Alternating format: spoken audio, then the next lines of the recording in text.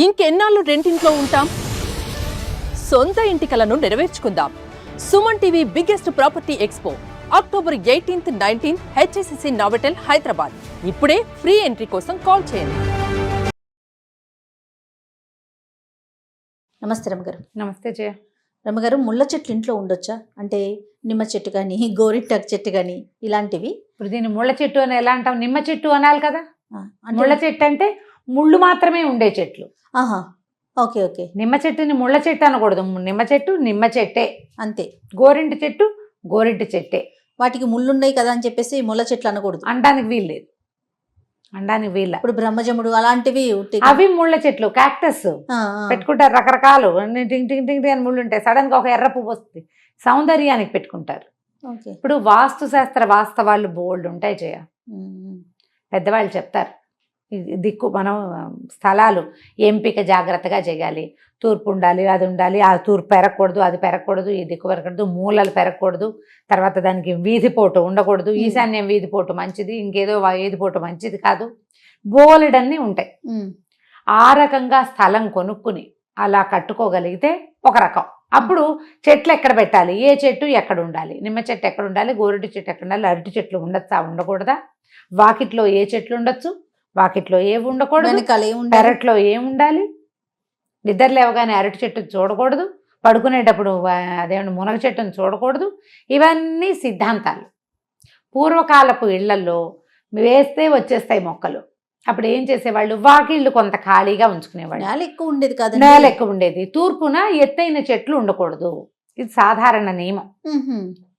తూర్పు చెట్లున్నా చెట్లు బాగా ముందుకుండి వాకిలి కొంచెం ఇదిగా అక్కడ కాస్త ఈశాన్యాన్ని వైపుగా అటు ఇటు తులసి మొక్కలు అవి పెట్టుకునేవాళ్ళు.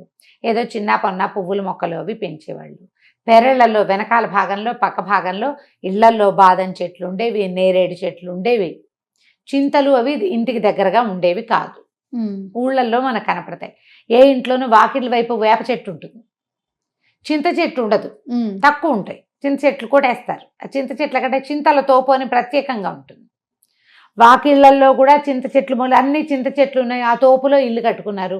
వాకిలి గడ్డంగా ఉన్నదాన్ని కొట్టేస్తారు కానీ మిగిలిన చింతల్ని కొట్టేయలేరు. ఇప్పుడు మనం అట్లా పెద్ద పెద్ద చెట్లను పెంచుకునే పందా అయితే మనకు లేదు. నిమ్మ చెట్టు కానీ మర్రి చెట్టు కానీ మనం కుండీలోనే పెంచేస్తున్నాం. టెర్రస్ గార్డెనింగ్ చేసేస్తాం, మేడ మీద పెట్టుకుంటున్నాం. ఇప్పుడు ఇంకా ముళ్ళ చెట్టు అని ప్రశ్న ఎందుకు దానికి? పోనీ ఇవన్నీ ఏవో చెట్లు, ఇటు ఫలసాయం వస్తుంది. ఎంతో కొంత నిమ్మ చెట్టు పెడితే ఓ 3 ఏళ్లకు 4 ఏళ్లకు కాలటం మొదలు పెడుతుంది. ఇప్పుడు మనం మన అదేంటి కడియ నుంచి రాజమండ్రి దగ్గర నుంచి తెచ్చుకున్న, ఇటు బెంగళూరు నుంచి తెచ్చిన రెండో ఏటికి కాస్త చిన్న చిట్టి మొక్క టింగమని ఇంతే ఉంటుంది. అన్ని పువ్వులు కాయలు ఉంటాయి దాని నిండా. ముద్దుగా కుండీలో ప్లాస్టిక్ చిట్టల్లే కనపడుతుంది. అవును. దానికి వాస్తు ఏమిటి? ఇంట్లో అడ్డం లేకుండా దానికి ఎండొచ్చేలాగా, దాని గాలి మనకు తగిలేలాగా, వచ్చిన ప్రతి వాళ్ళు దాన్ని మీద చెయ్యేసి కోసేసుకోకుండా కొంచెం పక్కగా పెట్టుకుంటాం. వెసులుబాటు కదా. ఇప్పుడు పూర్వోత్తరపు ఇల్లు ఒకటి ఉంది మన దగ్గర, మన తాతగారి ఇల్లు. అందులో దొడ్లో ఉంది. మా దగ్గర పెద్ద నిమ్మ చెట్టు ఉండేది, గజ నిమ్మ చెట్టు. ఇట్లా ఎత్తుగా పోసి మట్టి దాన్ని ఎత్తు మీదే పెట్టారు. మా పెరడంతా ఒక దీంట్లో ఉంటే నిమ్మ చెట్టు ఒకటి ఎత్తుగా ఉండేది. ఇంత లావున ఇంత పొడుగాటి కాయ గజ నిమ్మ. 77 తుఫాన్ దివ్యం ఉపనొచ్చినప్పుడు పోయింది అది.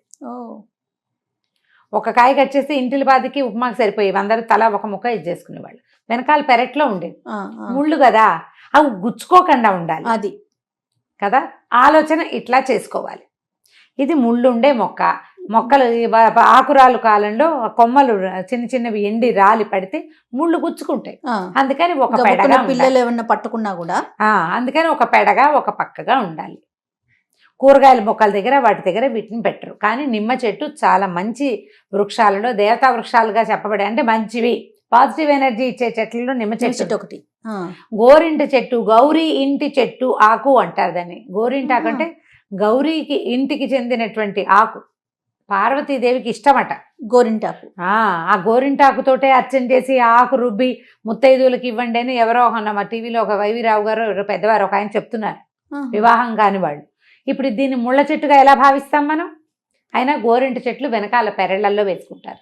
మనం గుజరాత్ కనుక వెళ్తే, నేను అక్కడ విషయాలు బాగా చెప్తా వెళ్ళడం వల్ల, ఈ మా గోరింటి చెట్లు కోరళ్ళుగా అంటే ప్రహరీ గోడల కింద పెట్టుకుంటారు.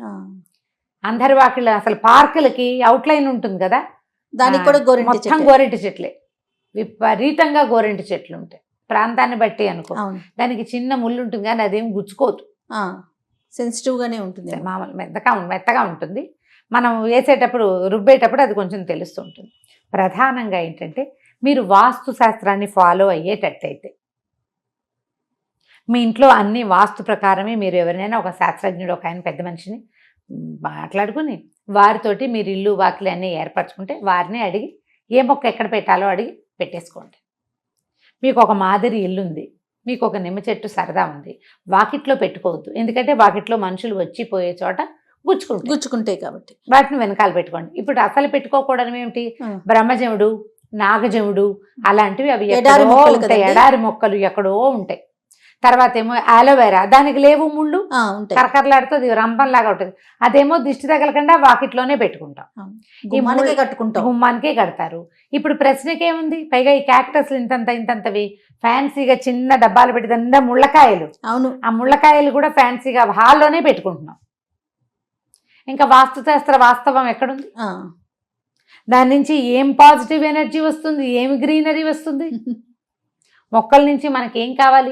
మొదటిది చల్లని గాలి, ఆక్సిజను, కమ్మని వాసన, పూత పిందె కాయ ఏదైనా వస్తే అవి మనం తినగలగటం, నలుగురికి పెట్టుకోగలగటం.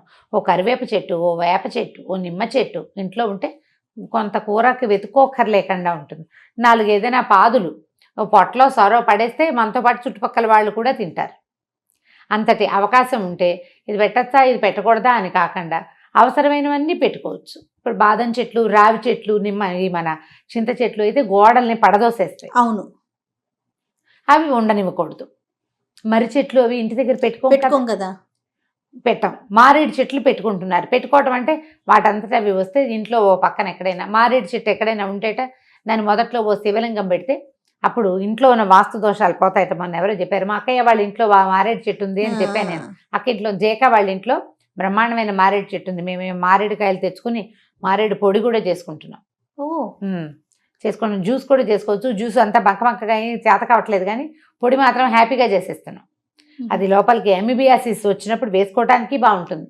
హెయిర్ కలర్స్లో కలుపుకోవచ్చు, హెన్నాలో కలుపుకోవచ్చు, కుంకుడుకాయలో కలుపుకోవచ్చు, స్మూత్గా ఉంటుంది. ఆ చెట్టు మొదట్లోట ఒక రాతి శివలింగం ఏదైనా చిన్న శివలింగం తెచ్చి అక్కడ పెట్టండి. దానివల్ల ఇంట్లో ఉన్న వాస్తు దోషాలు పోతాయని చెప్పారు. నావి ఆ వాక్యాలు కాదు, ఎవరో చెప్పారు నాకు. ఓకే, మారేడుకి ముళ్ళు ఉంటాయి కాస్త, ఆ కొమ్మలు విరిపడినా కాళ్ళలో గుచ్చుకుంటాయి. అందుకని కొన్ని వృక్షాలు దేవాలయాల్లో ఉండాలని. లాగానే ఉంటుందండి మారేడు.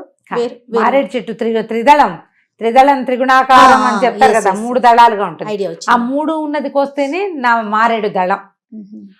ఛిద్రం కాకూడదు, చిరగకూడదు, కొసలు చెరిగితే శివాలయాల్లో కనిపిస్తుంది. కొన్ని చెట్లు తప్పకుండా దేవాలయాల్లోనే ఉండాలి, కొన్ని ఊళ్ళలో రోడ్ల మీద ఉండాలి, కొన్ని ఇంట్లో పెట్టుకోవచ్చు. కొన్ని ఏంటంటే పొద్దున్నే లేవగానే కనపడకుండా కొంచెం వెనక్కి పెట్టుకోవాలి, ఆ ముళ్ళ చెట్లు పడకుండా. ఇలా ఆలోచించండి. అందులో ఎందుకు వాకిళ్ళల్లో పెట్టుకోకూడదన్నారు, ఎందుకు పెద్ద పెద్ద చెట్లు పెంచకూడదన్నారు అనే పాయింట్ ఆలోచిస్తే మనకు అర్థమవుతుంది. వాకిట్లో పెద్ద చెట్లు పెడితే ఇంట్లోకి చెట్లు పైకి ఎక్కిపోతాయి, గాలి రాదు. ఏదైనా తుఫానో గిఫానో వస్తే ఈ చెట్టు విరిగి ఎక్కడ పడుతుంది? ఇంటి మీదే పడుతుంది. అని చేత వద్దంటారు. వాస్తుతో పాటు వాస్తులో ఉన్నవన్నీ కూడా ప్రధానంగా అందులో మనం ఆలోచించవలసిన స్ట్రక్చర్ చాలా ఉంటుంది. అంతే. ఇంటిని ఆనుకున్న పెద్ద పెద్ద చెట్లు, బాదం చెట్టు ఉంది, ఉప్పెన వచ్చినప్పుడు బాదం చెట్లు పడ్డాయి, ఇళ్ళ మీద పడితే పెంకుటిళ్ళు గోవిందా, ఇళ్ళు సర్వనాశనం. ఆ బరువుకి కింద వాళ్ళ మీద పడితే పడుకున్న వాళ్ళ మీద గోడలు పడిపోతే. అందుకని ఇవి పెట్టకూడదంటారు. చిన్న అపార్ట్మెంట్లు ఉన్నాయి మనకి ఎక్కువగా. ఇప్పుడు ఏం పెడతాం? మొక్కలు, ఆకుకూరలకి కూరలు వేసుకుంటాం అంతే. ఏదో కాస్త తీగ పెట్టడం, మల్లె మొక్క పెడతాం, పూసినప్పుడు పూస్తుంది, లేనప్పుడు లేదు. ఆకుకూరలు కాయగూరలు పెట్టుకుంటాం. మేడ మీద సరదాగా కొన్ని పెంచగలుగుతాం టెర్రస్ గార్డెనింగ్లో కదా. అందులో కూడా ఏ పక్కనైతే బరువు ఆపగలదో పిల్లర్ల మీదకి వచ్చేలాగా పెద్ద కుండీలు పెట్టుకుంటాం. ప్లాన్డ్గా పెడతాం చూడు, ఖచ్చితంగా ఇలా ప్లాన్డ్గా చేయండి.